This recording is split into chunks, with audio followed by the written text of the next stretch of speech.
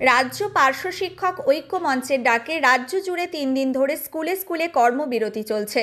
বুধবার তার তৃতীয় দিন। এদিন খানাকুল এলাকার পার্শ্ব শিক্ষকরা খানাকুল এসআই অফিসে গিয়ে বিক্ষোভ প্রদর্শন করেন।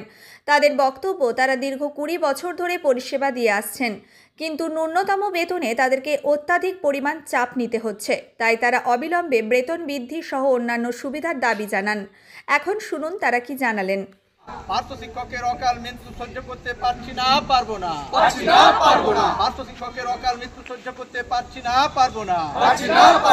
পার্শ্ব শিক্ষক ঐক্য মঞ্চ জিন্দাবাদ। পার্শ্ব শিক্ষক ঐক্য মঞ্চ জিন্দাবাদ। পার্শ্ব শিক্ষক ঐক্য মঞ্চ জিন্দাবাদ। পার্শ্ব শিক্ষক ঐক্য মঞ্চ জিন্দাবাদ। শিক্ষক ঐক্য মঞ্চ জিন্দাবাদ। ঐক্য মঞ্চের ডাকে 7, 8, 9, 3 দিন কর্মবিরতি চলছে, চলবে। পার্শ্ব শিক্ষক ঐক্য মঞ্চের ডাকে 7, 8, 9, 3 দিন কর্মবিরতি চলছে, চলবে। আজকে আমরা খানাকুল থানার বিভিন্ন সার্কেলের অন্তর্গত নেতৃত্ব স্থানীয় আমাদের যারা এখানে উপস্থিত হয়েছেন, আপনাদের মিডিয়াতে আমাদের বঞ্চনার কথা তুলে ধরবার জন্য। সেটা হচ্ছে আমাদের পার্শ্ব শিক্ষক ঐক্যমঞ্চ 7, 8, 9 এপ্রিল এই 3 দিন স্কুল বয়কটের ডাক দেওয়া হয়েছে। আজকে তার তৃতীয় দিন। কেন এই সময়ে, এই মুহূর্তে, যেখানে 26,000 শিক্ষক চলে গেলেন, এই মুহূর্তে কেন আমরা বয়কটের ডাক দিলাম? এর কারণ হচ্ছে আমরা দীর্ঘদিন লড়াই আন্দোলন করে এসেছি। কল্যাণী কাণ্ড আপনারা জানেন, 31 দিনের অনশন আপনারা জানেন, এবং সর্বোপরি 107 দিনের আন্দোলনে আপনারা জানেন, অবস্থান বিক্ষোভও আপনারা জানেন। এই মুহূর্তে আমরা দীর্ঘদিন এই রাজ্যে শিক্ষক নিয়োগ না হওয়ার কারণে এই পার্শ্ব শিক্ষকদের উপরে যে বোঝা, সেই বোঝা পার্শ্ব শিক্ষকরা দায়িত্বের সঙ্গে পালন করে এসছে। স্কুলগুলোকে নিজের মতো করে বুক আগলে ধরে রেখেছে।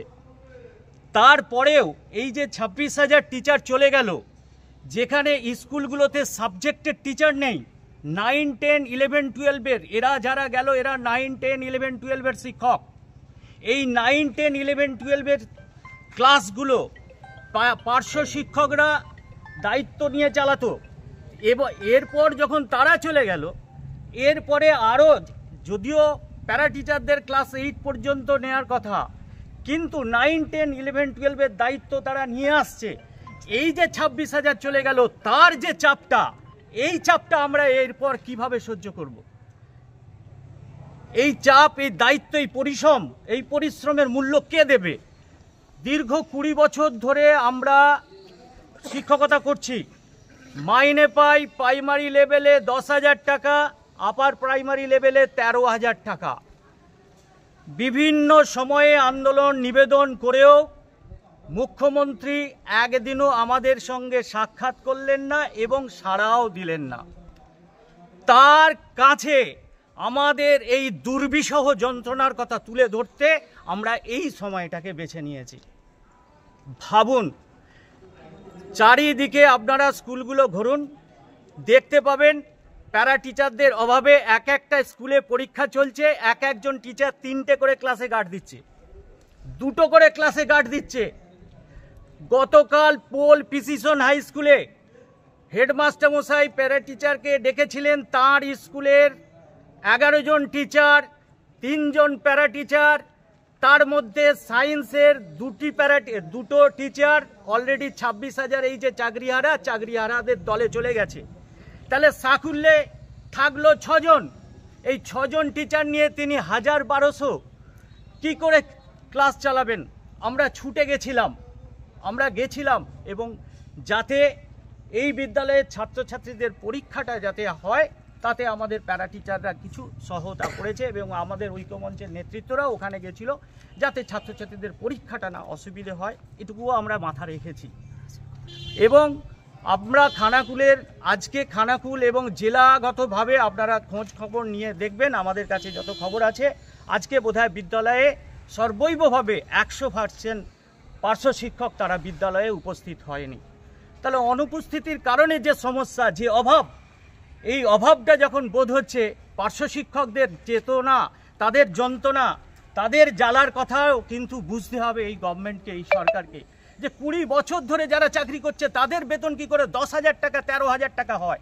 আমরা খানাকুল থানার পার্শ্ব শিক্ষকরা এসআই অফিসের সামনে উপস্থিত হয়েছি, জমায়েত হয়েছি পার্শ্ব শিক্ষক ঐক্যমঞ্চের ডাকে 7, 8, 9 এপ্রিল এই যে আমাদের স্কুল বিরতি, সেই স্কুল বিরতি কী উদ্দেশ্যে সেই জন্য আপনাদের সম্মুখীন আমরা হচ্ছি জানানোর জন্য সরকারের কাছে। 20 বছর ধরে আমরা স্কুলে কর্মরত, 20 বছর ধরে স্কুলে কর্মরত থাকাতে যে পরিমাণ আমাদের বেতন হওয়া দরকার সে নগণ্য। 10,000 প্রাইমারিতে, আপার প্রাইমারিতে 13,000, এটা পার্শ্ব শিক্ষকদের চলে না। সর্বোপরি যেটা বড় কথা, মুখ্যমন্ত্রী বলেন আমি কথা দিয়ে কথা রাখি। 2009 সালে উনি যখন বিরোধী নেত্রী ছিলেন তখন বলেছিলেন যে আমরা এলে আপনাদের স্থায়ীকরণ করব, পূর্ণ শিক্ষকের মর্যাদা দেব, অন্য অন্য রাজ্যের পার্শ্ব শিক্ষকদের যেমন বেতন সেই বেতন আপনারা পাবেন। এখন বর্তমানে অন্য অন্য রাজ্যের পার্শ্ব শিক্ষকদের বেতন 52,000, 50,000, 48,000 এই চলছে। সর্বশিক্ষা মিশনের আওতায় নিযুক্ত অন্য রাজ্যের পার্শ্ব শিক্ষকদের যদি এই বেতন পরিকাঠামো হতে পারে তাহলে আমাদের পশ্চিমবঙ্গ কেন ব্যতিক্রম? আমাদের পশ্চিমবঙ্গ তো সর্বশিক্ষা মিশনের আওতার বাইরে নয়। আপনাদের কত হাজার টাকা বেতন দেওয়া হয়? আমাদের 13,000 আপার প্রাইমারিতে দেওয়া হয়, প্রাইমারিতে 10,000। যারা চাকরিহারা শিক্ষকরা চলে যাওয়ার পরে 10,000 শিক্ষক চলে যাওয়ার জন্য আমাদের উপরে আরো প্রচন্ড চাপ আসছে। 20টা আমাদের নিয়মের মধ্যে চলে ক্লাস, প্রফেশনাল তো নিতে হয় সপ্তাহে, কিন্তু এছাড়াও চলে যাওয়ার ফলে আমাদের উপরে আরো প্রচন্ড খাতা দেখার চাপ, ক্লাস নেওয়ার। আমাদের নামই হচ্ছে প্যারা টিচার, আমরা হচ্ছি পার্শ্ব শিক্ষক বা পার্শ্ব শিক্ষিকা। আমাদের জ্বালা জীবন যন্ত্রণার এই 20 বছর ধরে আমরা ভুগে আসছি।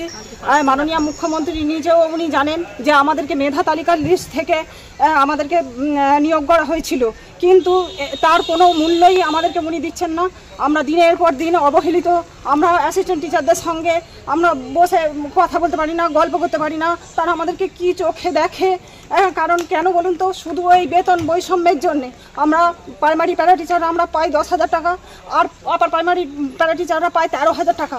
20টা ক্লাস কেন, জুতো সেলাই থেকে চণ্ডীপাঠ পর্যন্ত সব কিছু স্কুলে আমাদেরকে করতে হয়। সব কিছু আমরা সব কিছু করতে রাজি আছি দিদি, শুধু একটু বেতনটা বাড়ান। বেতনটা না বাড়ালে চলছে না। আমার মতো অনেকেই আছে যারা আমাকে আমার স্বামী রাখে না। আমি ওই 10,000 টাকা আমি কি করে ছেলে নিয়ে আমি সংসার চালাবো? আমার ছেলেকে আমি ঠিকঠাকভাবে মাস্টার দিতে পারি না। আমার মতো গোটা পশ্চিমবঙ্গে অনেক প্যারা টিচাররাই রয়েছে যাদের সংসার চালানো দুর্বিষহ হয়ে উঠছে।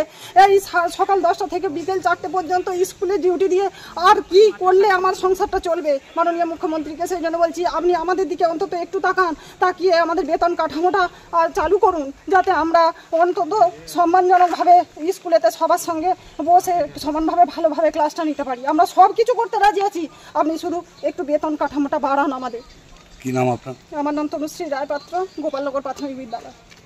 সিএল আছে, পুরো 2 বছর সিসিএল পাবে, কিন্তু আমরা ওগুলো পাই না। আচ্ছা, ছুটির সংখ্যাও কম, এমনকি মেডিকেল জমে না, মেডিকেল নষ্ট হয়ে যায়, এবং মেডিকেল নিলেও মানে ভীষণভাবে টাফলি মানে সব কিছু ডকুমেন্টস দিয়ে তবেই নিতে হবে। সে যাই হোক, সেই জন্য আমরা মেডিকেল নিতেও পারি না। হ্যাঁ, ওই সিএল শুধুমাত্র 12টি সিএল, মানে মাসে একটা করে ছুটি, 14টা ছুটি, ওই একটা করে ধরতে গেলে মাসে। হ্যাঁ, কোনো রকমে খুব কষ্ট। তার সঙ্গে চাপ, মানে প্রচণ্ড চাপ। সব কিছুই আমাদেরকে একদম ওষুধ আইএফের রিপোর্ট করা থেকে আরম্ভ করে মিড ডে মিলের স্টুডেন্টদের দেখাশোনা করা, কি খাচ্ছে না খাচ্ছে, হাত ধুচ্ছে কিনা, সব কিছু দাঁড়ানো, এমনকি বিএলও ডিউটি করা। তারপর হচ্ছে মিড ডে মিলের কোনো স্কুলে মিড ডে মিলের পুরো দায়িত্বও দিয়ে দেওয়া হয়।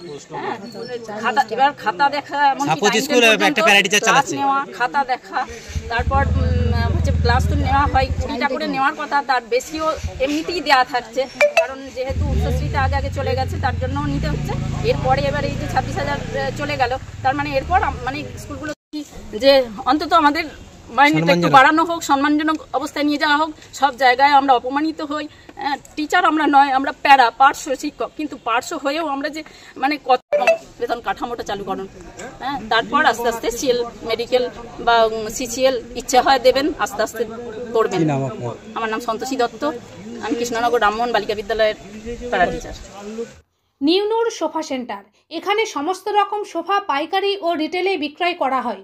সমস্ত সোফা নিজস্ব কারখানায় তৈরি করা হয়। প্রোপাইটার হানিফ হোসেন খাঁ ও রুহুল হোসেন খাঁ, বড়ডোঙ্গল হাটতলা সিনেমা হলের সন্নিকটে, হুগলি।